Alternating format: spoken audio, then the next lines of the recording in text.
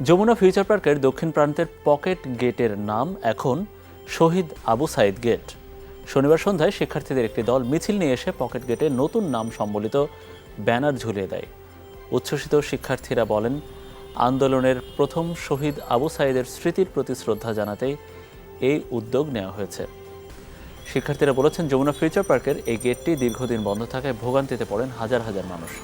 এখন তরুণ প্রজন্ম উন্মুক্ত গেটে এই ব্যানার দেখা মাত্রই আবু সাইদের আত্মত্যাগ স্মরণ করতে পারবেন।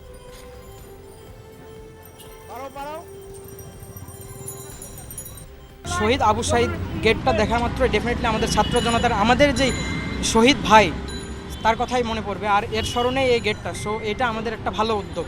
ও যেহেতু মারা গেছে, আমরা চাই না ওরে বলতে, আমরা চাই ওর যেন পুরা যেন আমাদের মনের মধ্যে গেঁথে থাকে, সেই জন্য আমরা এই আবু সাইদের গেটটা করছি। আমরা যখনই এই ব্যানারটা দেখব তখনই আমরা শহীদ আবু সাইদ ভাইকে আমাদের মনে পড়বে।